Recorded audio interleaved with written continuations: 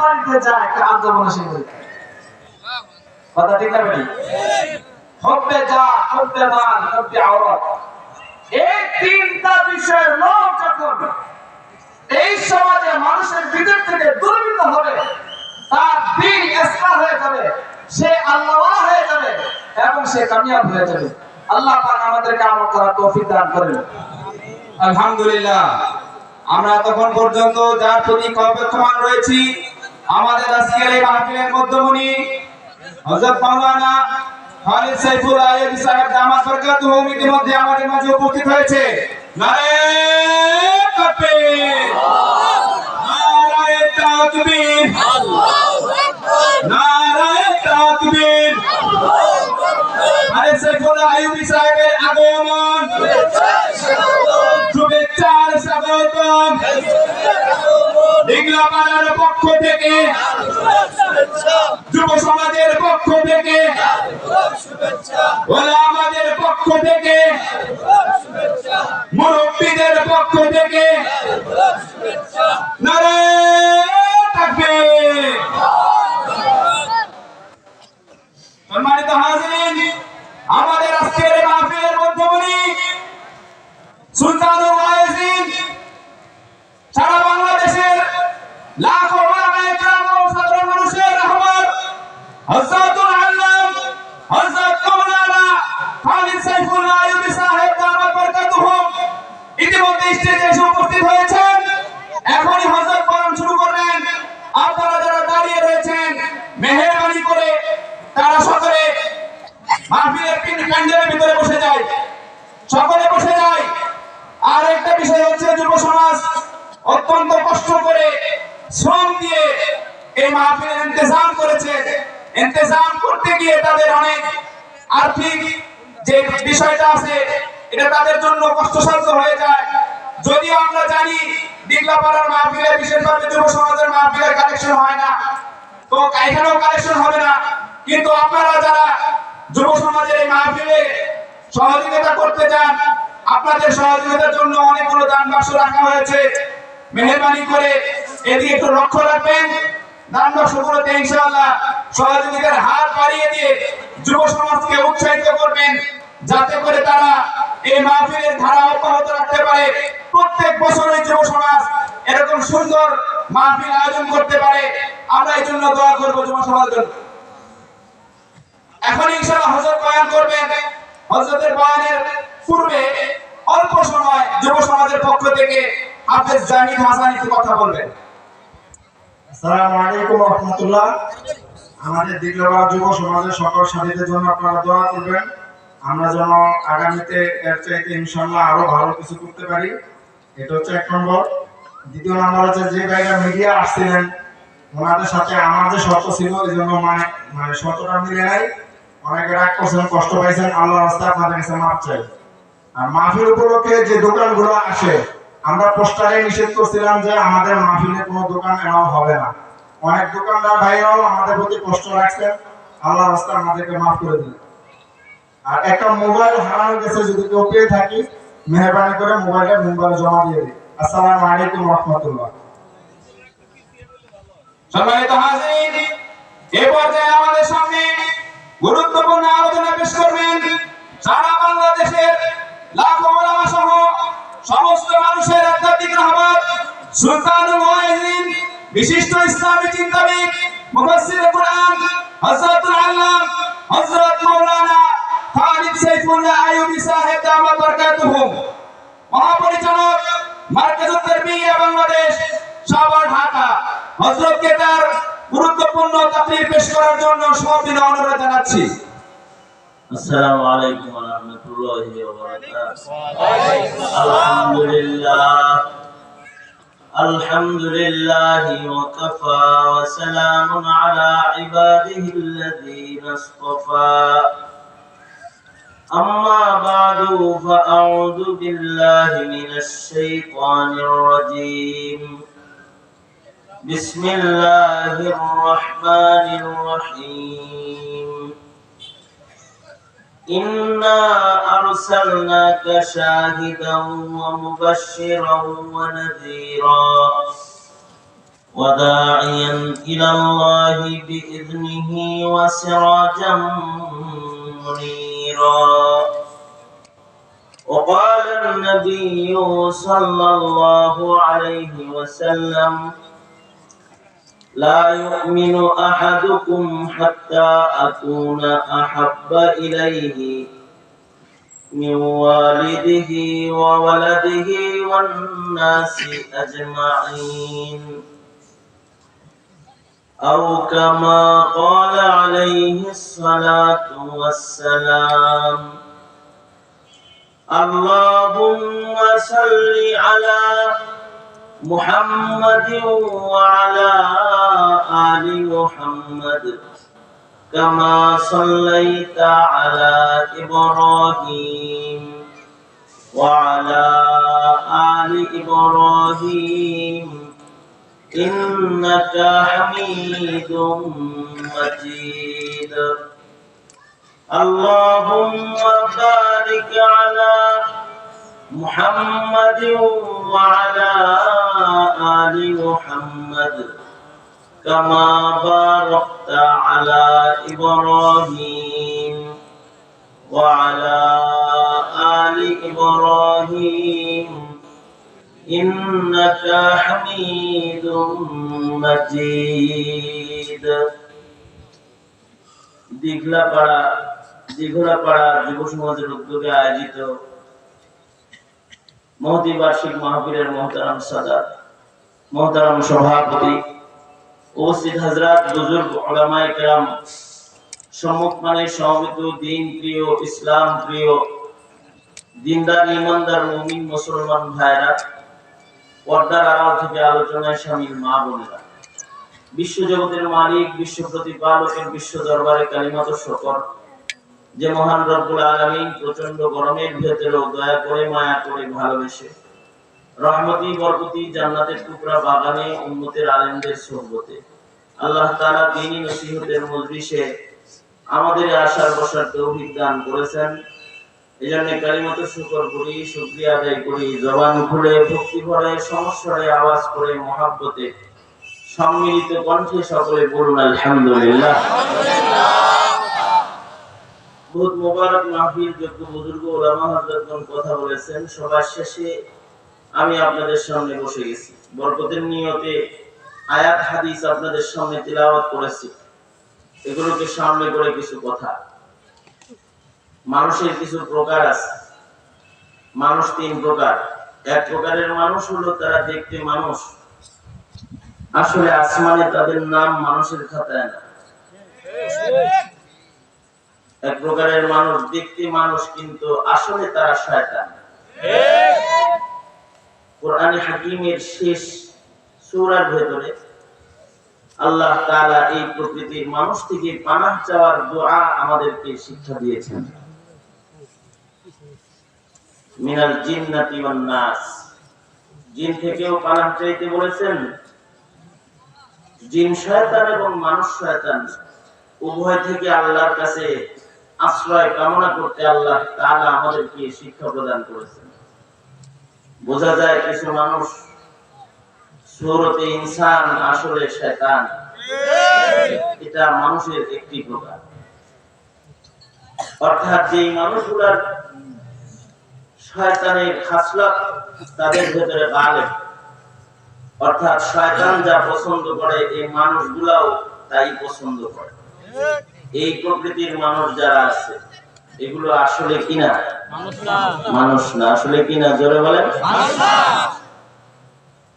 ইবলিস শয়তান আল্লাহর অবাধ্যতা করে। কিছু মানুষ আছে আল্লাহর অবাধ্য। শয়তান মানুষকে দোজখে ফেলতে চায়। কিছু কিছু মানুষ আছে এরা মানুষদেরকে দোজখে ফেলতে চায়। শয়তান মানুষের অকল্যাণ কামনাকারী। কিছু কিছু মানুষ আছে মানুষের অকল্যাণ কামনাকারী। এই যে মানুষগুলো আছে যাদের ভেতরে শয়তানের স্বভাব বিদ্যমান, এই মানুষগুলা আসলে সূরতে দেখতে মানুষ কিন্তু আসলে মানুষ নয়।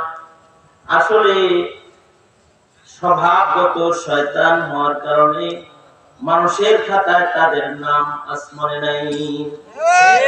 এটা হলো এক প্রকারের মানুষ যাদের ভেতরে শয়তানি দোষ বিদ্যমান। সূরাতুল ইনসান মূলত শয়তান, এবং দোজখেও এরা শয়তানের সাথেই চিরদিন থাকবে। নাউজুবিল্লাহ, আওয়াজ করে বলুন নাউজুবিল্লাহ। এরা দোজখের আগুনের ভেতরেও শয়তানের সাথে থাকবে। আর এক প্রকারের মানুষ হলো দেখতে মানুষ কিন্তু আসলে হাইওয়ান। সুরতে মানুষ হইলেও সিরাতান এগুলো পশুর মতো, স্বভাব চরিত্রে পশুর খাসিলতটা ভিতরে আছে। কিছু মানুষের ভেতরে সাপের খাসলত আছে, এরা সাপের মতন। কিছু মানুষের মধ্যে কুকুরের খাসলত আছে, মানুষগুলো কুকুরের মতন। যাদেরকে আল্লাহ তাআলা বলেছেন কাল আনআম, পশুর মতন চতুষ্পদ জন্তুর মতন কিছু মানুষ আছে। বালহুম আদাল, যেগুলো এগুলো হলো শয়তান। কিছু কিছু মানুষ আছে দেখতে মানুষ কিন্তু আসলে হাইওয়ান, আসলে পশুর মতন। স্বভাবগত অবস্থায় তারা মনুষ্যত্ব তাদের মধ্যে নাই, তাদের ভেতরে পশুত্ব বিদ্যমান। আল্লাহর খাতায় এরাও মানুষ হিসেবে বিবেচিত নয়। দেখতে এরা মানুষ কিন্তু আসলে এরা পশু, হাইওয়ান, জানোয়ারের মতো। মানুষের ভিতরে যদি পশুর স্বভাব আসে, এই মানুষগুলো মানব সমাজে বসবাসের উপযুক্তই থাকে। মানুষের সমাজে বসবাস করতে তো মানুষের স্বভাব লাগে, কিন্তু দেখতে মানুষ কিন্তু পশুর স্বভাব যদি থাকে তাহলে মানব সমাজে বসবাসের উপযুক্ত না। পরে পশুর কাছে হয়তো চিড়িয়াখানা তাছাড়া জঙ্গলে পাঠায় দেওয়া উচিত। কারণ দেখতে তো মানুষ, আসলে দেখতে সুরতে মানুষ হইলেও আসলে স্বভাবগত ভাবে সে পশু। তবে কোন পশুর ভেতরেও যদি মানবিক গুণ মিলে তখন পশুগুলা মানুষের সাথে বসবাসের উপযুক্ত হয়ে যায়। এমনকি কিছু কিছু পশু আছে এরা জান্নাতে যাওয়ার উপযুক্ত। হযরত থানভী রাহমাতুল্লাহ আলাইহি বলেছেন, পশুর ঈমান, পশুর আখলাক, পশুর স্বভাবের কারণে, তার ইশকে নবীর কারণে, তার ঈমানের কারণে তাকে জান্নাতে জায়গা দেওয়া হবে। সুবহানাল্লাহ। এমনিতে পশু কিন্তু সে মানুষের আকৃতি পাবে হাসরের মাঠে, এবং আল্লাহ তাআলা তাকে জান্নাতে জায়গা দিবে। সুবহানাল্লাহ।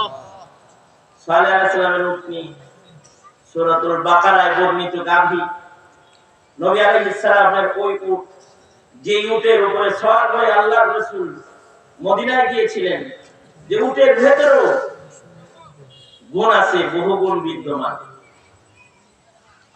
আল্লাহর রাসূল সাল্লাল্লাহু আলাইহি ওয়াসাল্লামের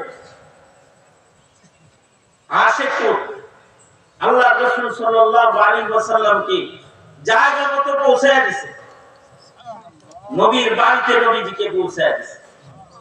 আল্লাহর রাসূল যখন মদিনায় ঢুকতেছেন তখন সবাই চায় যে আল্লাহর রাসূল আমার বাড়িতে উঠুক। তো সবাই মিলে উটের গোতায় কয় ডানের ঘরে যাস না। এই উটটা তো বাজারের 10টা উটের মতো উট না, এটা নবী পাকের আশিক উট। সবাই গোতাগুতি করলেও নবীজির ফয়সালা হলো উট যে বাড়িতে যায় পড়বে সেই বাড়ি রাসূলের থাকার বাড়ি হবে। সুবহানাল্লাহ। একেবারে উট জায়গার মতো চলে গেছে। উতবা বাদশা নবীজির জন্য যে বাড়িটা নির্মাণ করেছে, হাদিয়াতান, যে বাড়ির পাহারার দায়িত্ব করেছে আবু আইয়ুব আনসারী রাদিয়াল্লাহু আনহু, একেবারে উট নবীর বাড়িতে নবীজিকে নিয়ে পৌঁছে গেছে। যা হযরত আবু আইয়ুব আনসারীর বাড়িতে যা উটটা চোখ করে বসে গেছে। সুবহানাল্লাহ। উটের ভিতরে গুণ আছে, সিফাত ভালো। কোন বিড়ালের ভিতরে যদি ভালো সিফাত হয় অথবা কোন কুকুরের ভিতরে যদি ভালো গুণ পাওয়া যায়, তাহলে এই কুকুরটাও মানুষের সাথে বসবাসের উপযুক্ত হয়ে যায়। তখন মানুষ তাকে ঘরে বিছানায় জায়গা দেয়। অবশ্য কুকুর ঘরে রাখা বিছানায় রাখা জায়েজ না নাজায়েজ? নাজায়েজ। আর আস্তে করে বলেন নাজায়েজ। যে ঘরে কুকুর থাকবে ও ঘরে রহমতের জিনিসটা ঢুকবে তো না। কিন্তু যারা কুকুর ঘরে রাখে তাদেরকে যদি বলেন ঘরে কুকুর রাখছে কেন, ওরা বলবে গুণী কুকুর, কুকুরটা গুণী, তার গুণ আছে, তার গুণের কারণে সে ঘরের সদস্য। এমনকি গুণের কারণে কুকুর পুলিশ হয়ে যায়। বাঘিনীরা যখন মিশনে যায় দেখবেন আগে আগে কর্নেল কুকুর সাপ যায়। যে কুকুরটার র্যাঙ্কিং ভালো ও আগে যায় আর বাঘিনীর লোকেরা পিছু পিছু যায়। তার গুণের কারণে সে মানুষকেও পরিচালনাকারী হয়ে যায়। সে আগে আগে যায় আর মানুষগুলো তার রশিদের পিছু পিছু যায়। তার মানে মানুষ হয়েছে কুকুরের গলার রশিটা ধরে রাখছে। কুকুর সাহেবকে কয় স্যার জায়গা মতো যায়, সামনে জেনে যায়, টেনে এনে যায়, বিষ্ণু চালাম। তার মানে গুণের কারণে কুকুরটারও দাম। গুণ যদি কুকুরের মধ্যে এসে যায়, সে কুকুর ঘর পাহারাদার হয়ে যায়, বাড়ির পাহারাদার হয়ে যায়। এমনকি আসহাবে কাহফের নির্বাচিত মুমিনদের পাহারাদার হয়ে যায়। ভিতরে নির্বাচিত মুমিনরা আছে। আর কালবুহুম বাসিতুন যিরাআইহি বিল ওয়াসিদ, যে কুকুর দুই পা মেলে দিয়ে গুহার সামনে বসে আছে পাহারাদার হয়ে। পাহারাদার কুকুর কেমনে হলো? তার কিছু গুণের কারণে সে মানুষের দলের সদস্য হয়ে এমনকি তার আলোচনা আল্লাহর কোরআনে কারীমের ভেতরে এসে গেল। আসহাবে কাহফের নির্বাচিত মুমিনদের পাশাপাশি কুকুরের আলোচনা কোরআনে বিদ্যমান হয়ে গেছে। সুবহানাল্লাহ।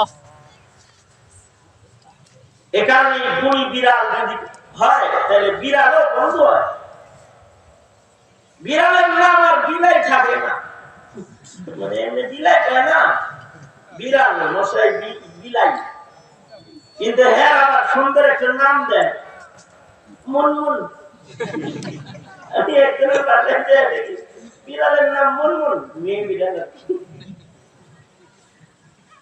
আর এক জায়গায় দেখি ওদের নাম কি যেন আর একটা আছে, ইংলিশ নাম। ডাক দেয় এই অমুক করে, মনে হবে যে কোনো ইনসানের ডাকছে।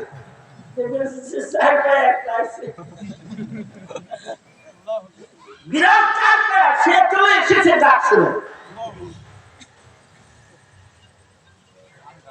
আমি আমার মুসল্লির বাসায় গেছি, তার বাসায় যায় দেখি সুন্দর একটা ট্রে।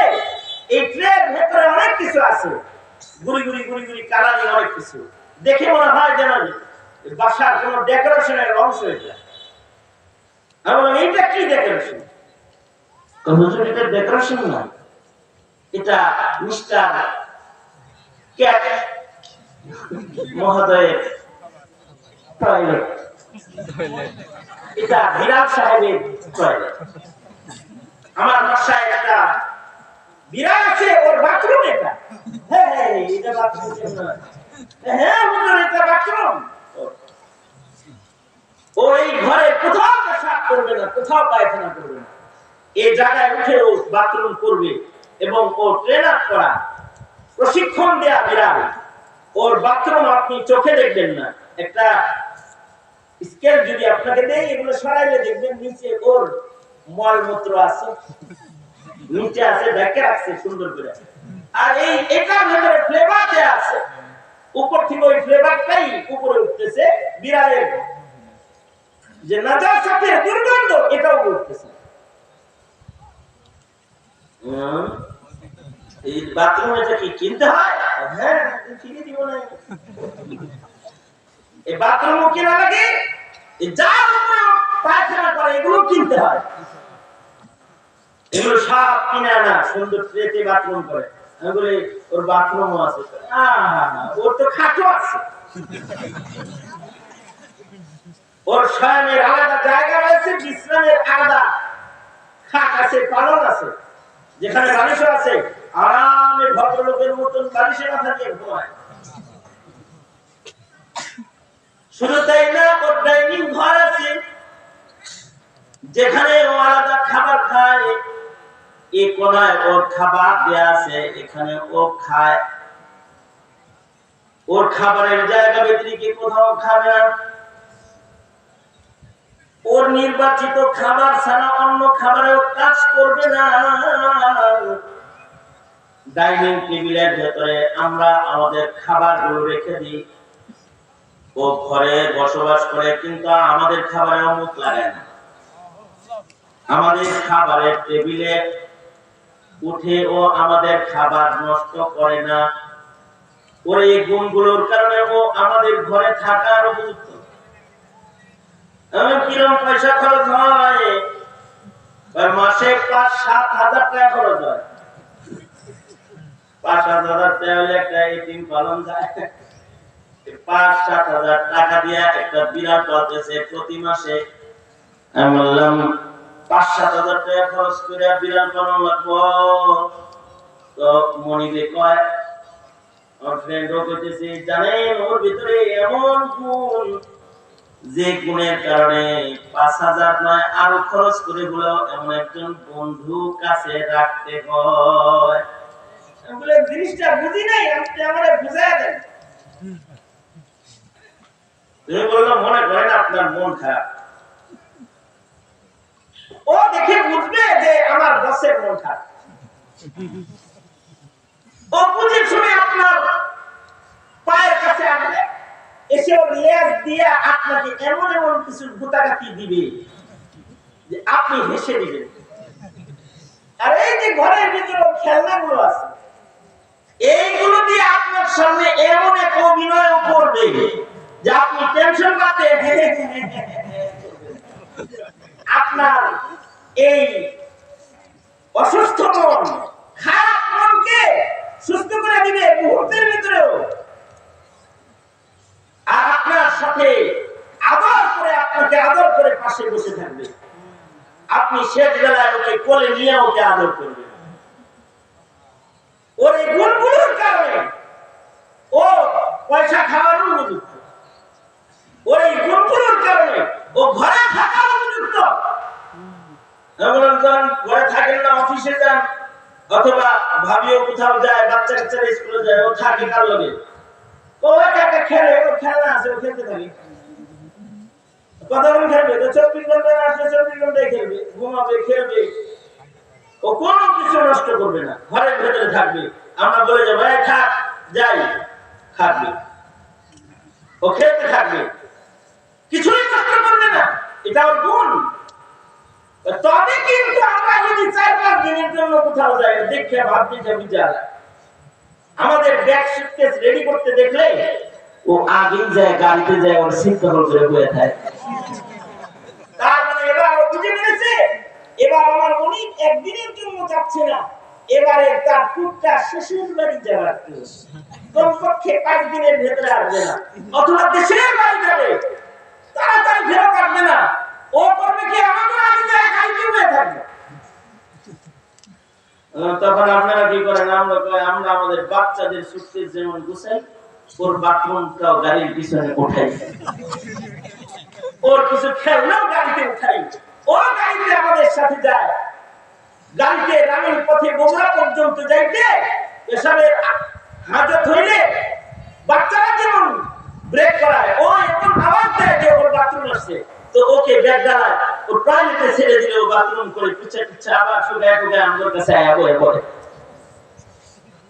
এই নানাবিধ গুণের কারণে যদিও সে চতুষ্পদ জন্তু হাইওয়ান, কিন্তু সে ইনসানের সাথে থাকার অনুযুক্ত। যদি একটা চতুষ্পদ জন্তু হয়ে মানুষের কিছু মানবিক গুণ বুঝার কারণে, মানার কারণে যদি ঘরের মেম্বার হইয়া যায়, তার গাড়ির মেম্বার হয়ে যায়, তার বেড়ানোর একজন সদস্য যদি সে হয়ে যায়, তাহলে মানুষ যদি পশুর দোষে দোষী হয়ে যায়, তাহলে মানুষ পশু হিসেবে গণ্য হবে না কেন? এ কারণেই আল্লাহ তাআলা বলেন, উলাইকা কাল আনআম, উলাইকা কাল আনআম বাল হুম আদাল। আল্লাহ তাআলা বলেন, কিছু কিছু মানুষ আছে, দেখতে তো মানুষ, কিন্তু এগুলো কুত্তার চাইতে খারাপ। মানে পশুটারও হুঁশ আছে, যেখানে সেখানে পেশাব করা যাবে না। কিছু কিছু মানুষ আছে, ওর হুঁশ নাই, কোথায় পেশাব করা যাবে আর যাবে না। লেখা আছে এখানে পেশাব করিবেন না, করলে কিন্তু 500 টাকা জরিমানা। ও পেশাব করার লেখা পড়ে, এখানে পেশাব করিবেন না, করিলে 500 টাকা জরিমানা। উল্টা পয়রা জায়গায় দাঁড়ায় পেশাব করে চলে যায়। যত্র তত্র সে তার কাম বাসনা পূরণ করে ফেলায়, মনুষ্যত্ব হারিয়ে মানুষের আকৃতিতে, মানুষের পোশাকে চলে যায়, কিন্তু লোকেরা তাকে মানুষ বলে না। এমন কিছু যুবক যুবতী আছে যারা রাজপথে মোটরসাইকেলে এমন আইটিমে তারা হোন্ডা চালিয়ে এমন বৃষ্টি কাণ্ড ঘটাইতে ঘটাইতে চলে যায়, মানুষ যখন তাদের নজর তাদের উপরে পড়া যায়, মানুষ তখন এটা বলে না যে মোটরসাইকেলে 2টা মানুষ যায়, মানুষ তখন রাগ হয়ে বলে কুত্তা কুত্তি যায়।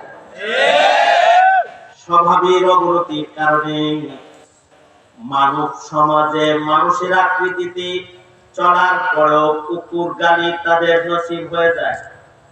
কারণ কি? দেখতে ইনসান, আসলে হাইওয়ান।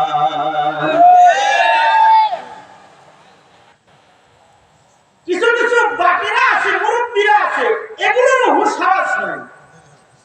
পশুর যেমন ভাই বোনের বিচার নাই, পশুর যেমন বাবা মার বিচার নাই, পশুর যেমন আত্মীয় স্বজন ছোট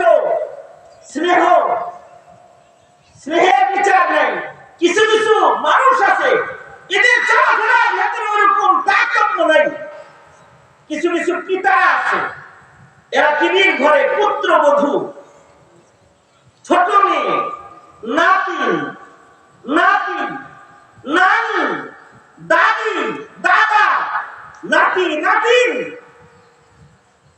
ছেলের বউ, নিজের ছোট মেয়ে, সব মিলে একসাথে বসা যৌন শরীর নাটক দেখতে আরম্ভ করে। মনে হয় যেন তার কোন বুঝ বিচার করতে কিছু নাই। পশুর যেমন কোন বুঝ বিচার নাই, সে আরামের নাটক দেখতেছে, আর সমকামিতা সমর্থক নাটক দেখে ফাইন অভিনয় করেছে বলে হাতে তালি মারছে। তার মানে এতটুকু ইনসান, এতটুকু মানবতা বোধ তার ভিতরে জাগ্রত হয় নাই যে এই ডান্স আর এই প্রেম প্রীতি আর এই নাটক আমার ঘরে আমার মানবিক পরিবেশকে নষ্ট করে পশুর পরিবেশকে কায়েম করে ফেলবে। তাদের নাই, তারা কিভাবে আবার আল্লাহর খাতায় মানুষ হিসেবে গণিত হবে? অতটা সহজ নয়। এখানে মানুষকে মানুষ বানাইবার জন্য আল্লাহ তাআলা যুগে যুগে আল্লাহর নির্বাচিত মানুষদেরকে পৃথিবীতে প্রেরণ করেছেন। নবী পয়গম্বরেরা দুনিয়াতে এসেছেন মানুষকে মনুষ্যত্ব শিখাইবার জন্য।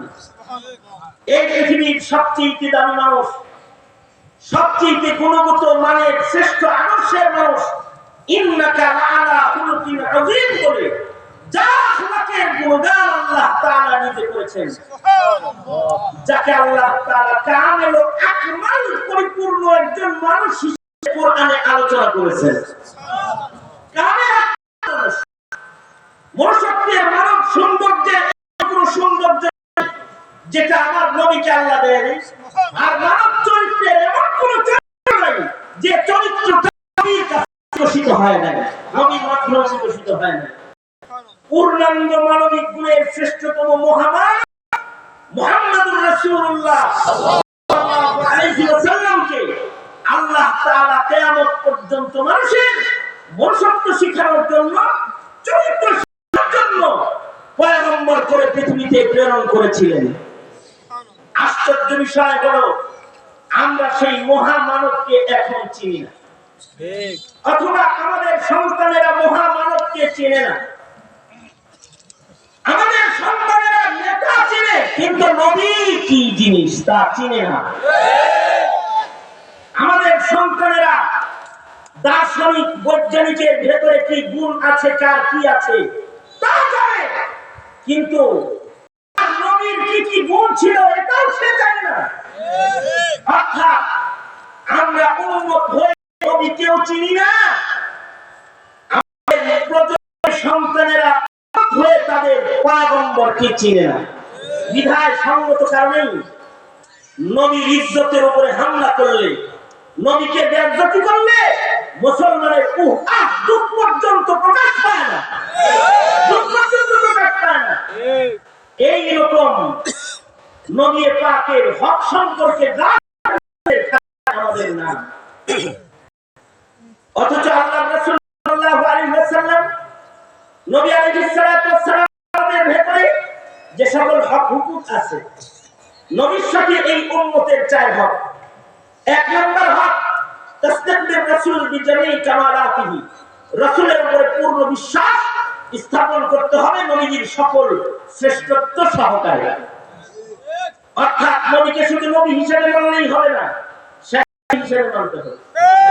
নবীকে যে শেষ নবী মানবে না, সে ঈমানদার না, সে কাফের। জোরে আওয়াজ করে বলেন, এটা কয় নম্বর হক? এক নম্বর হক এটা নবী, যে নবীর উপরে বিশ্বাস রাখতে হবে নবীর সকল কামালাত সহকারে। নবীর যত কামাল আছে সব কামাল সহকারে নবীকে নবী হিসেবে মানতে হবে। তার ভেতরে একটি কামাল যেটা সম্পর্কে মুসলমান হয়েও বুঝতে চায় না, সেটা হলো নবীকে শেষ নবী মানা, নবীর ইজ্জত সহকারে আজমত সহকারে নবীকে মানা, নবীকে শ্রেষ্ঠ পয়গম্বর হিসেবে মানা, নবীকে শফাআতকারী হিসেবে মানা, আউয়াল শাফিঈন হিসেবে মানা, নবীকে কাউসার পিরানে ওয়ালা পয়গম্বর হিসেবেই মানা। কারণ আমার নবীকে আল্লাহ তাআলা কাউসার দান করেছেন, ইন্না আতাইনাকাল কাউসার, ময়দানে মাশরাবিন। পিপাসা নিবারণ করতে হয় মুহাম্মদুর রাসূলুল্লাহ সাল্লাল্লাহু আলাইহি ওয়াসাল্লামের হাত থেকেই পিপাসা নিবারণ করতে হবে। আওয়াজ করে বলেন ঠিক না ঠিক না? তাই ওই নবীর হাতের পিপাসা নিবারণের কাউসার আমি গ্রহণ করব, আর নবীর হকই বুঝবো না, নবীর হক মানবো না, তারপরে মনে মনে কল্পনা করবো যে আমি কাউসার পাবো তো কে পাবে, এটা কল্পনা ছাড়া অন্য আর কিছু নয়। আল্লাহ রাসূল সাল্লাল্লাহু আলাইহি ওয়াসাল্লামের উপরে বিশ্বাস স্থাপন, এটা একটা মুমিনের জিন্দেগিতে এত স্পর্শকাতর, এত গুরুত্বপূর্ণ একটি বিষয়। কবরে যাওয়ার সাথে সাথে, কবরে যাওয়ার সাথে সাথে যে তিনটি প্রশ্ন করা হবে মুমিনকে, সে তিন প্রশ্নের ভেতরে একটা প্রশ্ন এটাও, তোমার নবী কে? তোমার নবী জোরে আওয়াজ করে বলেন, তোমার নবী কে? এটা প্রশ্ন করা হবে। কবরে তিন প্রশ্ন হবে। এক নম্বর প্রশ্ন হলো মান রাব্বুকা, তোমার রব কে? বলুন তো সকলে, আমাদের রব কে? আরো জোরে আওয়াজ করে বলুন, আমাদের রব কে? জোরে করে আল্লাহ কি একটু ডাক দেন, ইয়া আল্লাহ। জোরে আওয়াজ করে বলুন, রব্বি আল্লাহ, রব্বি আল্লাহ।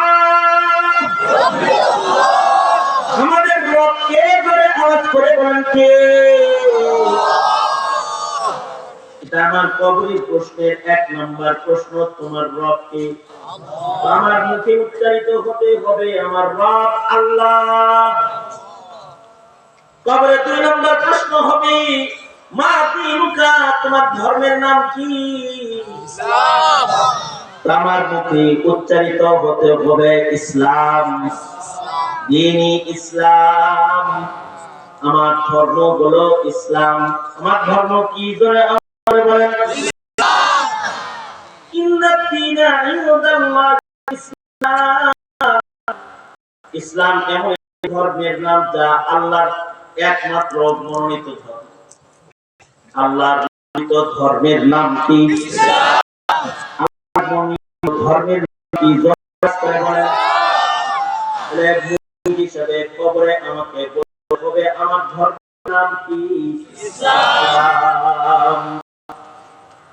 সেই প্রশ্নটা আমাকে আপনাকে করা হবে। এই যুব সমাজ, খেয়াল করো, তোমাকে সেই যে কোশ্চেনটা করা হবে সেটা হলো মান নবীয়ুকা, তোমার নবী কে?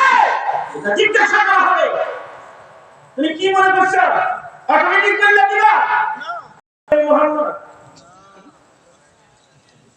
নবীর চরিত্র চিনো না, নবীর চেহারা কেমন তা বুঝো না, নবীর পোশাক কেমন তা বুঝো না, নবীর আমল কেমন তা জানো না, নবীর চরিত্র কি তাও তুমি বুঝো না, মানো না। তোমাকে যখন রাসূল দেখানো হবে ইনি কে, কিছুই মানবে না জীবনে, আর তুমি বলবা ইনি আমার নবী, কোশ্চেন কেন হতে পারে না?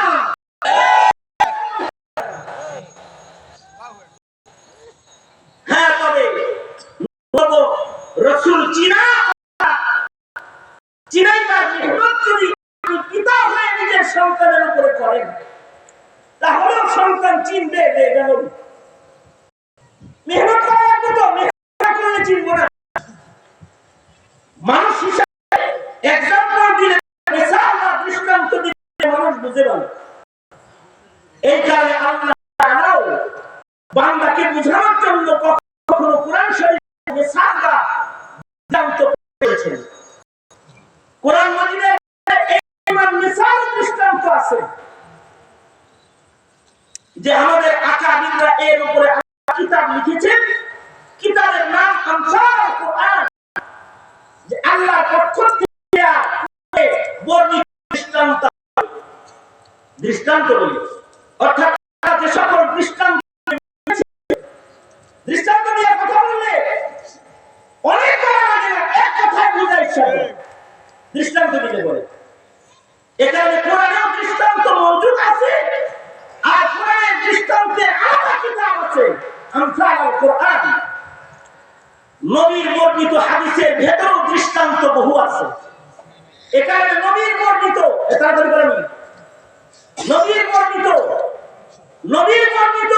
দৃষ্টান্তের উপরেও আলাদা কিতাব আছে। নবীর বর্ণিত দৃষ্টান্তের কিতাবের নাম আমসাল আল হাদিস, হাদিসে বর্ণিত দৃষ্টান্তের কিতাব। এর উপরে আলাদা কিতাব লেখা হয়েছে। আর দৃষ্টান্ত দিয়ে কোরআন হাদিস বললে অনেক সময় মূর্খ লোকে বুঝে না, উপমা দিয়ে বললে একেবারে রবিউল জাহিল যে সেও বুঝে। সাধারণ মানুষও উপমা দিলে বুঝা যায়, উপমা দিলে বুঝা যায়। একবার কাসেম নানুতুবি রহমাতুল্লাহি আলাইহি, হুজ্জাতুল ইসলাম কাসেম নানুতুবি রহমাতুল্লাহি আলাইহি, দুইজন মানুষকে পৃথিবীতে হুজ্জাতুল ইসলাম বলে।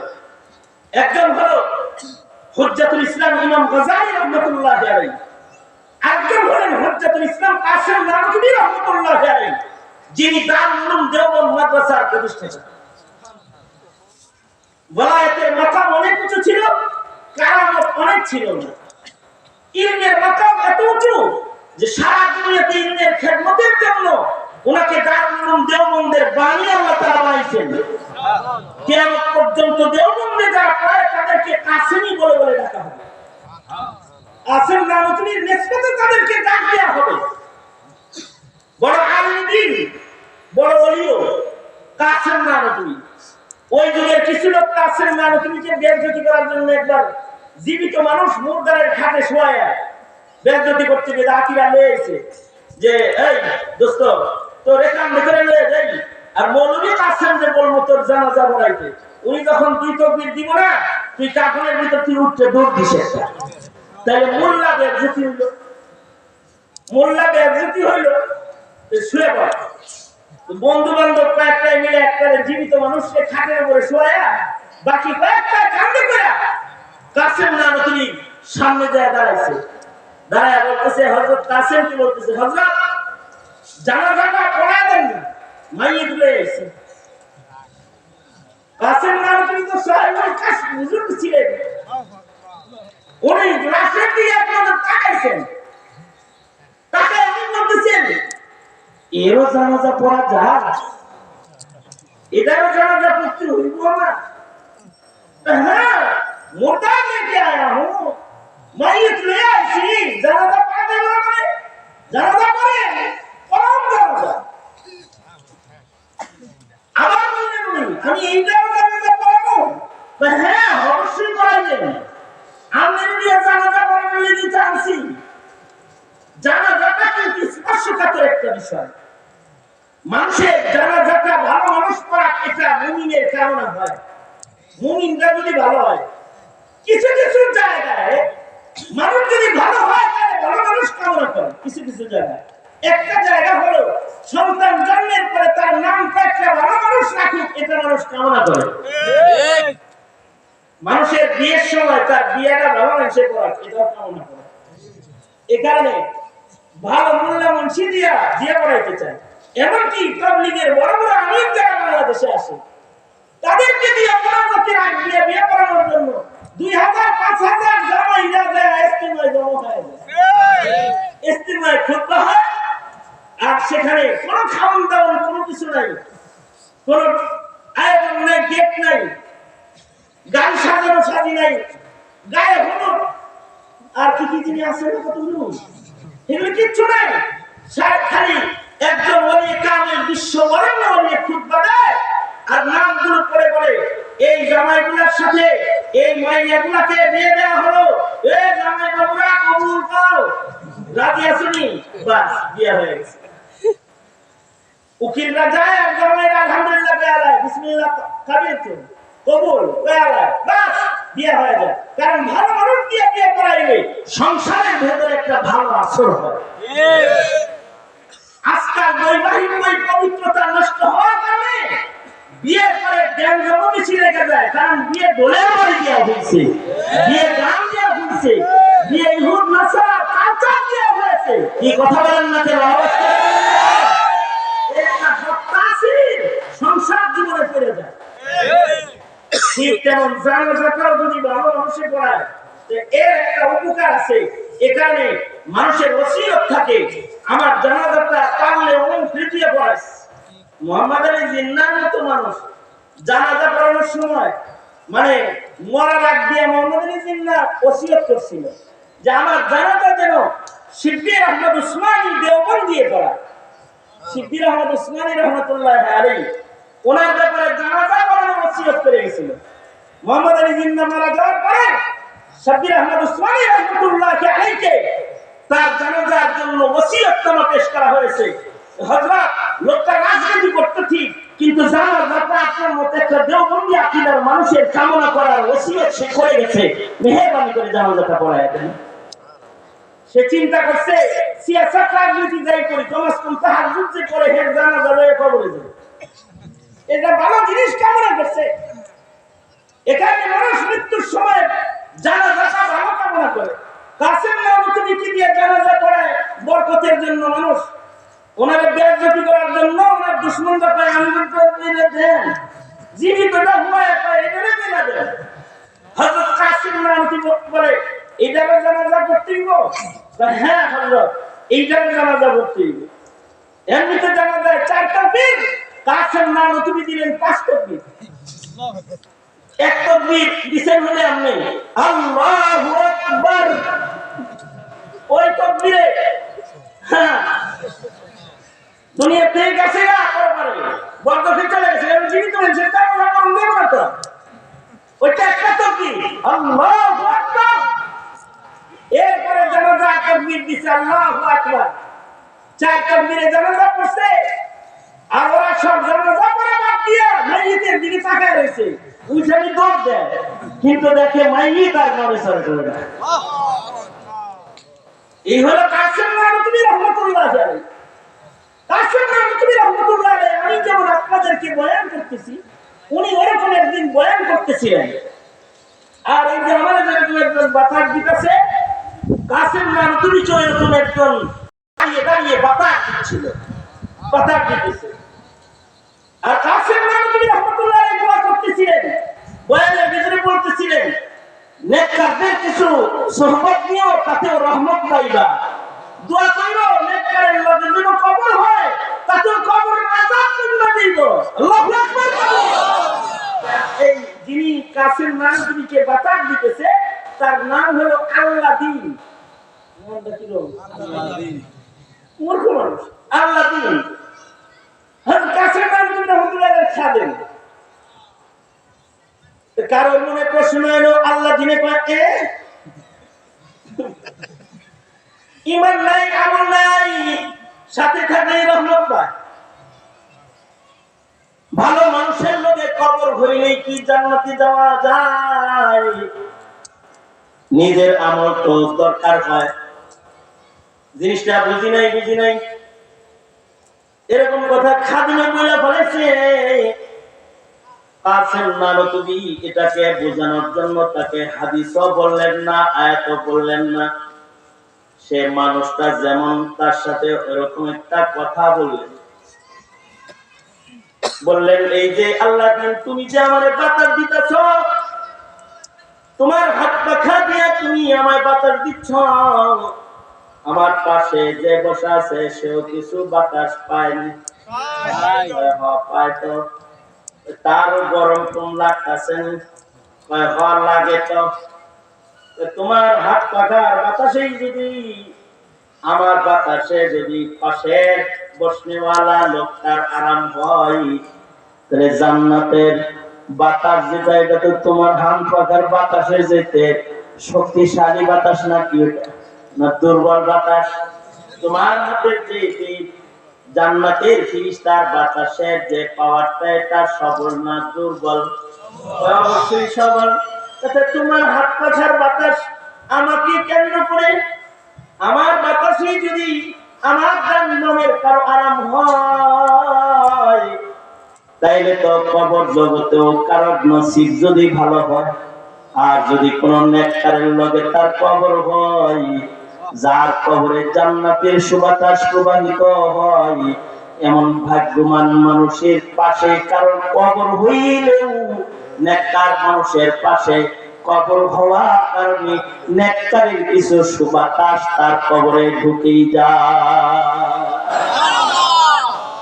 দৃষ্টান্ত দিয়ে বলেছেন আর সাথে সাথে মিডিয়া লাইছে আমি একটা বাংলা দৃষ্টান্ত আপনাদের কাছে পেশ করতেছি দৃষ্টান্ত দিলে বুঝে আসে ভালো আসলে আমরা সকলে মিলে 30-35 বছর পিছনে একটু চলে যাই এখন তো অনলাইনের যুগ আমি বয়ান করতেছি আমার বয়ানটা সরাসরি রেকর্ড হচ্ছে অথবা লাইভ চলতেছে কিন্তু এমন একটা জমানা ছিল যেই জমানা লাইভও ছিল না মোবাইল ছিল না এমন কোন আয়োজন ভিডিও কলিং এর কোন আয়োজন তখন ছিল না ওই সময় 35-40 বছর আগে যারা বিদেশে থাকতো যেমন আমার পাশের বাড়ির কেউ আমি দেখেছি যে তার 6 মাসের বাচ্চাটাকে বাড়িতে রেখে সে বিদেশে চলে গেছে তো তার চিঠি যখন বিদেশ থেকে আসতো তখন তার চিঠির ভেতরে তার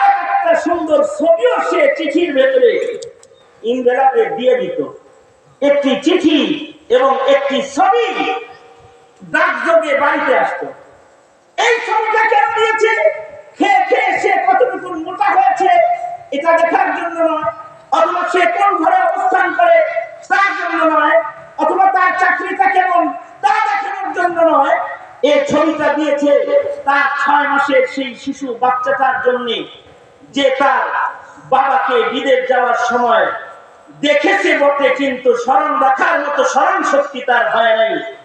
আজকে 4 বছর বয়স হয়েছে, 5 বছর বয়স হয়েছে, বাবা বিদেশ থেকে দেশে আনবে। সন্তান যদি বাপ না চিনে, তাহলে এই বাবার পিতৃ জীবনের সার্থকতা নষ্ট হয়ে যাবে। বিবিকে লিখে দেয়, বিবি শুধু চিঠি দেই নাই, আমার জাদু, আমার সন্তান যেটা তোমার কাছে রেখে এসেছি, সে যেন আমাকে চিনতে পায়, সে যেন আমার গঠন সম্পর্কে জানতে পায়। এইটা চেনার জন্য আমার একটি ছবি আমার সন্তানের জন্য তোমাকে দিয়ে দিলাম। দোহায় বিবি, আমার সন্তানকে এই ছবিটা দেখায় বারবার বলো, ইনি তোমার পিতৃত্বের স্থানে বসা তোমার জন্মদাতা পিতা, তিনি হলেন অমুক আব্দুর রহমান, আব্দুর রহিম, যার নাকটা এমন, যার চোখটা এমন, যার হাসিটা এমন, এটা তোমার বাবা। মা যখন সন্তানকে ছবি দেখায় দেখায় পাচ্ছি না, এক সময় বাবার ফ্লাইট দেশে আসার সময় হইয়া যায়, ছোট বাচ্চাটা বুঝে বাবাকে চিনার জন্য বাবার ছবিটা লইয়া যায়, বাবার ছবি হাতে করে চলে যায়। ফ্লাইট থেকে মানুষগুলো নেমেছে, তার বাবারে দেখে একবার ছবির দিকে তাকায় আর তার বাবার দিকে তাকায়। ছবির বাবার সাথে এই ফ্লাইটে আসা যে বাবার চেহারা মিল হইয়া যায়। এই বাবাটারে দেখা হাতের ছবি ফাড়ায়া এবার জীবন্ত বাবার মুখে মুখ লাগানোর স্বাদ নেওয়ার জন্য সন্তান দৌড়ে বাবার কোলে চলে যায়। বিষয়টা অনেকটা এমন, কিয়ামত পর্যন্ত আর নবী আসবে না, কিন্তু কিয়ামত পর্যন্ত নবীর সুরতের নায়েবে নবীরা থাকবে।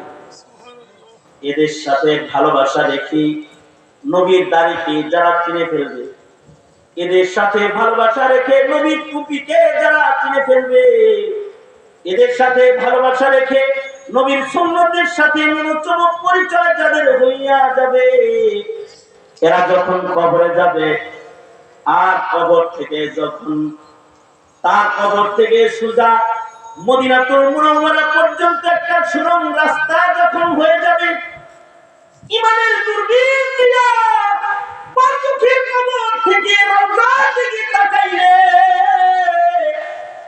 দূরের পয়গম্বরকে কাছে সে দেখতে পাবে। আর ফেরেশতারা যখন জিজ্ঞেস করবে, মান হাদার রাজুল, ওই যে ইমানের দূরবীনে যাকে দেখা যায়, তারে চেননি, তিনি কে? যারা দুনিয়াতে রাসূল চিনেছে, রাসূল বুঝেছে, তারা রাসূলের ছবিটা দেখার সাথে সাথে বলবে, হায় কার ব্যাপারে জিগাও, ওইটাই তো আমার নবী। এই নবীরই তো আমি আমার জানের চেয়ে বেশি ভালোবাসতাম, তিনি তো আমার সরকার, আমার পয়গম্বর মুহাম্মদুর রাসূলুল্লাহ সাল্লাল্লাহু আলাইহি ওয়াসাল্লাম। এমনকি প্রশ্নের উত্তর যাদের সফল হয়ে যাবে, তাদের কবরটা সাথে সাথে কবর নয়, এটা জান্নাতের বাগান হইয়া যাইবে। কিন্তু কেউ যদি কবরের প্রশ্নেই থেকে যায়, তাইলে কিন্তু তার কবরটাই দোজখের খণ্ড হয়ে যাবে। শুধুই মাত্র কবর নয়, হাসরের মাঠে নবীজি হাউজে কাউসার নিয়ে দাঁড়াবে। ময়দানে মাহশারে নবী শাফাত না করলে বিচার শুরু হবে না।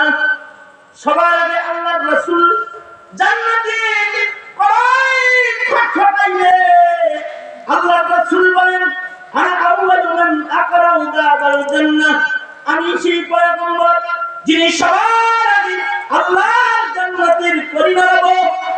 আনা আউয়ালু শাফিঈন, আমি সেই পয়গম্বর যে সবার আগে শাফাত করে আমার উম্মতকে জান্নাতে পৌঁছাবো। খোদার কসম, আমার যুব সমাজ, তোমার আমার কোন সম্পর্কই যদি দুনিয়াতে নবীর সাথে না হয়, সেদিন কাউসারের কাছে যাওয়া কিন্তু সহজ হবে না, সেদিন শাফাত পাওয়া কিন্তু কঠিন হয়ে যাবে।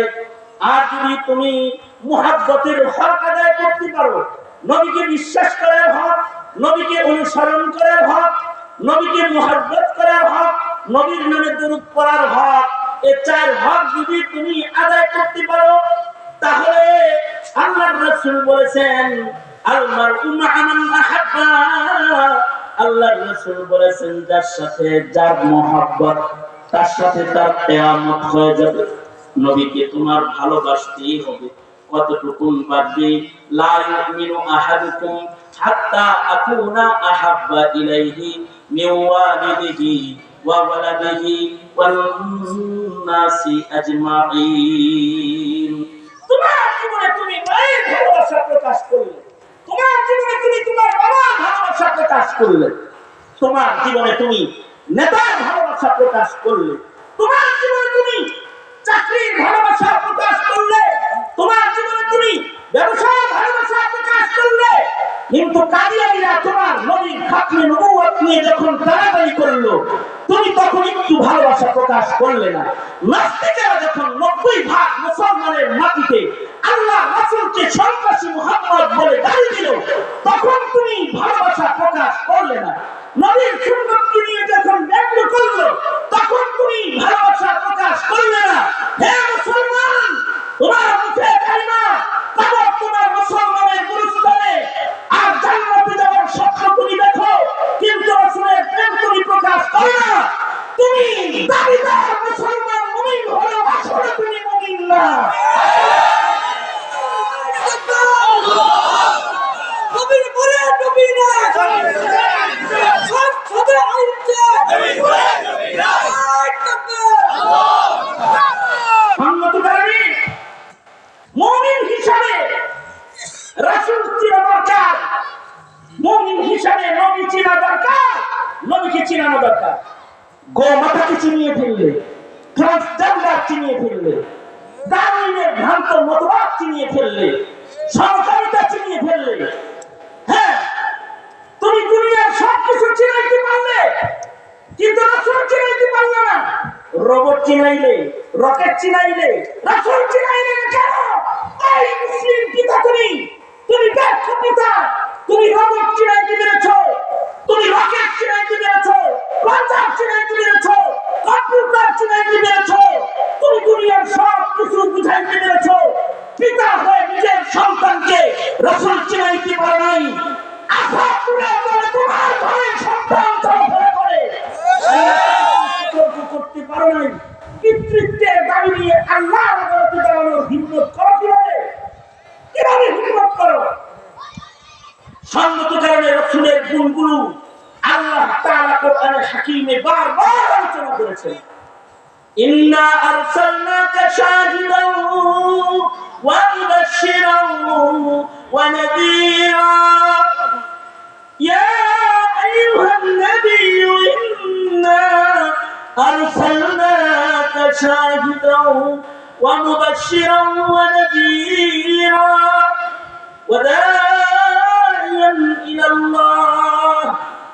وداعيا إلى الله بإذنه وسراجا منيرا।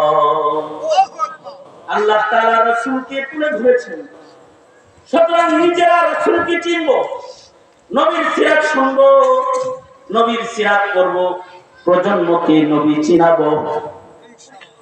ওয়াজ মাহফিলের মাধ্যমে আলেমরা নবী চিনায়, আলেমরা কারো ক্ষমতার চেয়ার নিয়ে খোদার কসম কারাতানি করে না। আলেমরা রাসূল চিনায় এই কারণে নবীর দুশমন যারা তারা আলেমদের গায়ে তকমা লাগায় দেয়। তুমি মুসলিম হিসাবে ওই তকমা লাগায় তকমা করবে না। আলেমরা রাসূল চিনায়, ইসলাম চিনায়, ধর্ম চিনায়, আল্লাহ চিনায়, কোরআন চিনায়। চিনাইতে তো হবে। যদি না চিনানো হয় তাহলে সমাজ ধ্বংস হয়ে যাবে, ধ্বংস হয়ে যাবে। সমাজ ধ্বংসের প্রতিনিধাই আমাদের সালাতুল ইস্তিসকা হয়, কিন্তু বৃষ্টির ফোঁটা আসমান থেকে জমিনে আসে না। ধ্বংসাত্মক সমাজ ব্যবস্থা থেকে জাতিকে বাঁচাইতে এমন একটি ওয়াজ মাহফিল যে সকল যুবকেরা করেছে, আমি তাদের শুকরিয়া আদায় করি, দোয়া করি আল্লাহ তাআলা তাদের আয়োজনকে কবুল মঞ্জুর করুন। প্রচন্ড গরমের ভেতরে আপনারা যারা বসেছিলেন কিছু কথা শুনলেন, নবীর কিছু হক আপনাদের সামনে তুলে ধরেছি। আজ থেকে প্রজন্মকে রাসূল চিনানোর জন্য সিরাত বিষয়ক আলোচনা, সিরাত বিষয়ক বইয়ের তালিম বাড়ায় দিলাম ইনশাআল্লাহ। কারা কারা হাত তুলে ওয়াদা করেন, কারা কারা আল্লাহ কবুল করে চিল্লায় আওয়াজ করে জোরে করে বলেন আমিন। আমি আস্তে করে আমিন বলবো, আপনারা জোরে করে বলবেন, জোরে করে বলেন আমিন।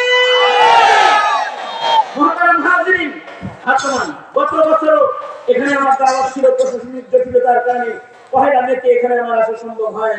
ধন্যবাদ জানাই প্রশাসনের এই ভাইদেরকে যারা এবার আবার বাক্য মহল কমাস্তম আসার ইজাজত দিয়েছেন। কিছু কথা বলেছি, আল্লাহ আপনাদেরকে জান্নাতে যাওয়ার ইজাজত যেন দিয়ে দেয়। আমিন। আল্লাহ তাআলা আপনাদেরকে সহি সমঝ দান করেন। আমিন। আল্লাহ তাআলা দ্বীন বুঝার তৌফিক দান করেন। আমিন। মরমি চিনার তৌফিক দান করেন। আমিন। এই দেশের আলেমরা আপনাদের দুশমন নয়, দেশের দুশমন নয়, নেতার দুশমন নয়। তবে অবশ্যই তারা শয়তানের জন্য দুশমন। ঠিক। অবশ্যই তারা ইবলিসের চেলা যারা তাদের জন্য দুশমন। ঠিক। আল্লাহ তাআলা চিন্তার তৌফিক দান করে, দ্বীন মানার তৌফিক দান করে, উলামাদের সাথে চলবার তৌফিক দান করে। আমিন। সকলকে ধন্যবাদ জানিয়ে আইন শৃঙ্খলা বাহিনীর যারা মাহফিলটাকে তদারকি করেছেন তাদের দুনিয়া আখিরাতের ভালাই কামনা করে এবং সংবাদ মাধ্যমের যারা এসে এই মাহফিলে শামিল হয়েছেন তাদের শুকরিয়া আদায় করে মুসলিম মুসলমানদের ঘরে ঘর থেকে পায়দাল হেঁটে দূর থেকে যারা এই মাহফিলকে সফল করতে শামিল হয়ে গেছেন তাদেরকে কদম কদম নেক দিয়ে আল্লাহ তাআলা গন্তব্যে পৌঁছায় দেয় এই কামনা করে এবং এই শ্রমিক দিবসে শ্রমিক ভাইরা অনেকে যখন গান নিয়ে ব্যস্ত আর খিচুড়ি খাওয়া নিয়ে ব্যস্ত, এই সময় যে শ্রমিকেরা সব ছেড়ে দিয়ে আলেমদের কথা নিয়ে ব্যস্ত হয়েছেন, আল্লাহ তাদেরকে দুনিয়া আখিরাতের উচ্চ মাকাম দান করুন। আমিন। আমিন। আর আস্তে করে বলেন, আরেকটু আস্তে করে বলেন। আমার শেখ মুর্শিদ হযরত শেখ দেওনা আপনাদেরকে সালাম দিয়েছেন। আমার হযরতের সাথে মুতাআল্লিক যারা তারা এখানে এসেছেন, গাজীপুর কেন্দ্রীয় মসজিদের খতিব সাহেব এখানে রয়েছেন এবং গাজী মাহমুদ সাহেব আসছেন, আর দূর দরাজ থেকে আলেম ওলামারা এখানে আসছেন। আমার বন্ধুবর্গ যারা এখানে বয়ান করেছেন তাদেরও শুকরিয়া আদায় করছি, সকলের জন্য দোয়া কামনা করছি। হযরত গত বছর এখানে এসেছিলেন, হযরত আপনাদেরকে সালাম দিয়েছেন। আপনাদেরকে দেওয়ানা মাদ্রাসার দাওয়াত দিচ্ছি, দেওয়ানা মাদ্রাসায় যাবেন, মাসিক ইসলামী মজলিসে শামিল হবেন, সব জায়গায় দ্বীনি ফেজাকে মজবুত করুন। আল্লাহ তাআলা আমাদের সবাইকে তৌফিক দান করে। সবাই ইস্তিগফার করেন, আস্তাগফিরুল্লাহ রাব্বি মিন কুল্লি যামবি ওয়া আতুবু ইলাইহি লা হাওলা ওয়া লা কুওয়াতা ইল্লা বিল্লাহিল আলিয়্যিল আযীম। আস্তাগফিরুল্লাহ আল্লাযী লা ইলাহা ইল্লা হুয়াল হাইয়ুল কাইয়্যুম ওয়া আতুবু ইলাইহি। আলহামদুলিল্লাহি রাব্বিল আলামিন। والصلاة والسلام على سيد الأنبياء والمرسلين محمد وعلى آله وأصحابه أجمعين. رب العالمين হিরেখণ্ড এক ঝাঁক যুবকের আয়োজনের মহতির মাহফিল। রব্বুল আলামিন প্রতি বছর এই দিবসে তোমার বান্দারা ওয়াজ নসিহতের আয়োজন করে, তোমার বান্দারা নিজেদের আমলের ইসলাহের জন্য বসে পড়ে। ইয়া আল্লাহ, তোমার আশিকিন জাকিরিন হাজার হাজার গোলামেরা মজমায়ে হাজিরা দিয়েছে। প্রচন্ড গরমের ভিতরে প্রায় মধ্যরাত পর্যন্ত বসে কথা শুনেছে। আল্লাহ, ভিক্ষুকের মতো দুইটা হাত তোমার দরবারে বাড়ায় ধরেছে। জিন্দেগীর যত গুনাহ আমরা করেছি আল্লাহ, সব গুনার জন্য তোমার কাছে মাফ চাই। মেহেরবানি করে আমাদের জিন্দেগীর সব গুনাহ তুমি মাফ করো আল্লাহ। জেনে না জেনে অন্ধকারে আড়াল গোপনে প্রকাশ্যে যত পাপাচার করেছি ক্ষমা করে দাও। বেপানাহকে পানাহ দাও, বেরুজিকে রুজি দান করো, শান্তি দূর করে শান্তির ফয়সালা করে দাও। ইয়া আল্লাহ, আইন শৃঙ্খলা বাহিনীর যারা মাহফিলটাকে তদারকি করেছে তাদের উত্তম আযাব দাও। যারা বাস্তবায়ন অর্থায়ন করেছে তাদের অর্থের ভেতরে বারাকা দান করো। ইয়া আল্লাহ, এই মাহফিলকে বাস্তবায়ন করতে, সাকসেস করতে দূর দারাজ থেকে আশিকিনরা যারা এখানে একত্রিত হয়েছে, হাজার হাজার গুণ নেকি বৃদ্ধি করে কদম কদম নেক দিয়ে তাদের আবার বাড়ি ফিরিয়ে দাও। বুড়োদের আবু বকর বানায় দাও, যুবকদেরকে খালিদ বিন ওয়ালিদ বানায় দাও, পর্দার আড়ালের মা বোনদের হযরত ফাতিমা খাদিজা বানায় দাও। আল্লাহ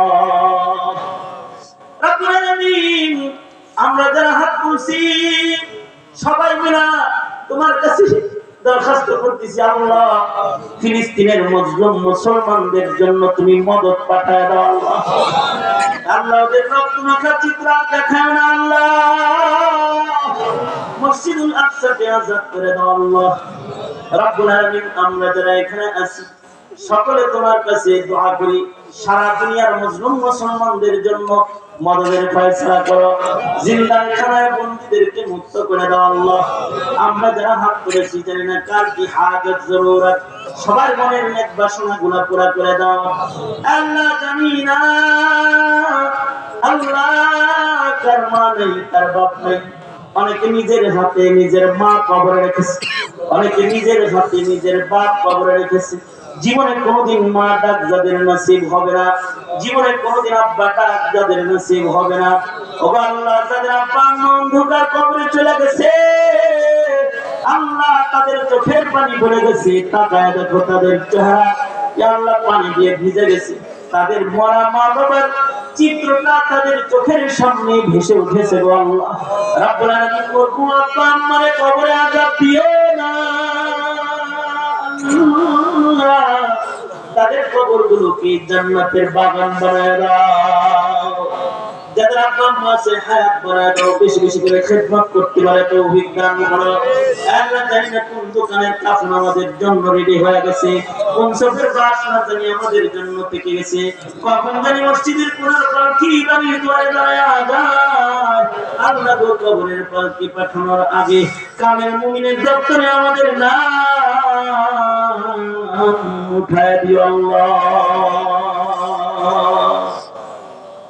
আল্লাহ বড় আদর করে না বানাইছো, জাহান্নামী মহিলাটাকে আবার কবরে নিও না। আল্লাহ আল্লাহুম্মা জাআলনা মিনাত তাওয়াবিন ওয়াজআলনা মিনাল মুতাতাহহিরিন ওয়াজআলনা মিন ইবাদিকাস সালিহিন আল-গুররিল মুহাজ্জালিন আল-ওয়াফদিল মুতাকাব্বালিন।